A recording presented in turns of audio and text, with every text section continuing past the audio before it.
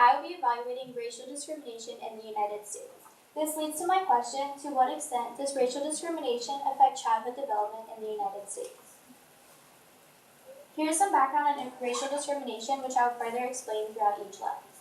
The first arrow shows that racial discrimination leads to medical and behavioral problems, such as ADHD and attention deficit disorder, along with unfair treatment in the education system, highlighting futuristic problems with adulthood and a child's success rates. My claim is that as examined through the scientific, environmental, and futuristic lens, discrimination in the United States negatively affects the mental and physical health of children.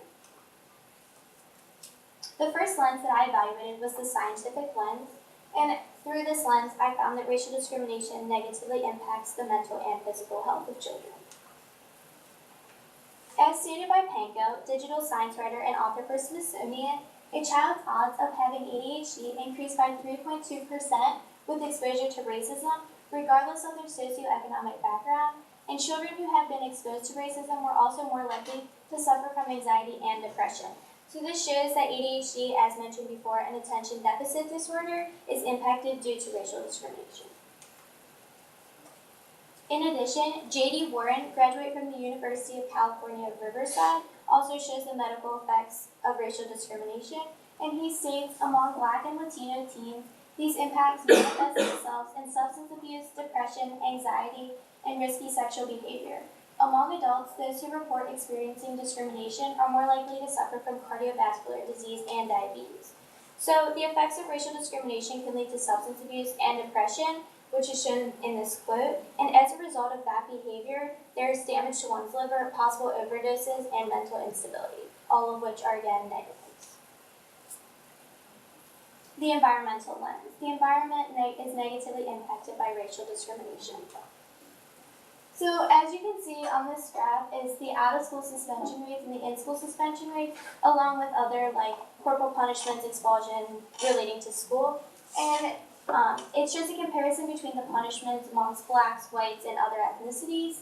So in the first one, the out-of-school suspension rates, whites are in the light blue are underrepresented with a percentage point difference of negative 17.8, whereas Blacks are overrepresented, which is shown in the red, at a percentage point difference of 23.2. And then in the in-school suspension, whites again, in the light blue up top, are shown with a percentage point difference of negative 11.8, and Blacks again are overrepresented with a percentage point of 18.4, which is shown in the red. And this shows that Black children are more severely punished, and race might be the highest leading factor for that. Along with the graph, a quote by Martin Luther King Jr. in his letter from Birmingham jail, a stimulus source, states that let us all hope that the dark clouds of racial prejudice will soon pass away and the deep fog of misunderstanding will be lifted from our fear-drenched communities and the radiant stars of love and brotherhood will shine over our great nation with all scintillating beauty. This proves that there is more to the world than separating people based upon their race, and it also relates to the unfair treatment of African Americans in the education system, which I mentioned previously.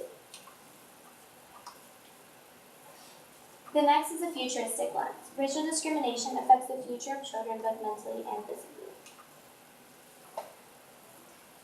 As concluded by Cotty, Associate Professor of Health Promotion and Behavioral Sciences, Ocampo, it's professor at the School of Public Health in Toronto, and Mutainer, PhD, child behavior problems were less common if parents reported taking an active behavior response to racism. So this highlights that there are various parenting techniques. So depending on how a parent chooses to educate their children on racial discrimination or whether they choose to not inform their children on racial discrimination, the behavior responses are altered, whether increasing them or decreasing the effects of them. And this also emphasizes that parents need to be open to new parenting techniques and ideas in order to see a positive outlook on something. So again, like informing their children on racial discrimination, and that relates to Stimulus Source B by Richard Blanco. According to Stimulus Source B, Looking for the Gulf Motel by Richard Blanco, a public speaker, teacher, and education ambassador for the Academy of American Poets, I am 38, driving up Collier Boulevard, looking for the Gulf Motel, for everything that it should still be, but isn't.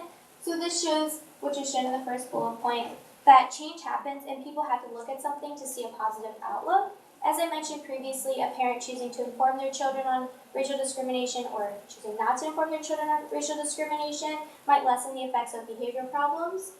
And in this picture, you can see how Richard Blanco viewed the Gulf Motel, as this was the illustration that went along with the poem.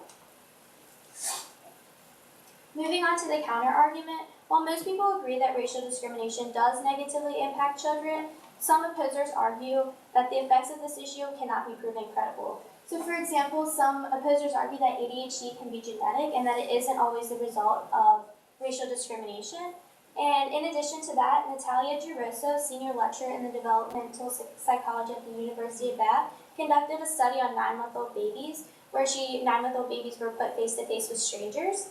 And she concluded that noticing the difference among races is a visual adaptation rather than racial discrimination. However, both of these sources failed to realize that the damage that racial discrimination does have on children in the United States. So after evaluating the scientific, environmental, and futuristic lens, it does become clear that racial discrimination negatively impacts children, which leads to the following recommendations. My first solution is adding more support groups and therapy sessions. A positive to this is that the victims will have the ability to cope with their medical diagnosis and professional evaluation will be given to them. However, therapy sessions might not be able to heal all children because they might hold in their feelings and retain from relaying information because they might not feel comfortable enough. Another solution is adding restrictive laws. A positive to this is that it will prevent futuristic effects of racism and make society safer. However, another limitation to this is that creating and passing laws is a long process, and it might not be most effective due to time restraints. And here's my website.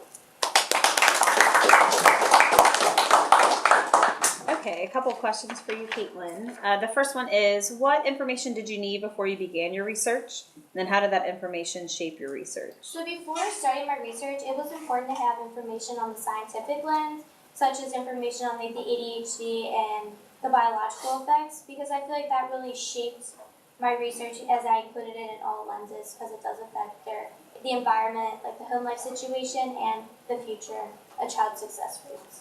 And then what advice would you have for other researchers who consider this topic? So anyone who considers this topic, I think it's important to not be too broad and focus in on one specific point of view. You have to be open to everything.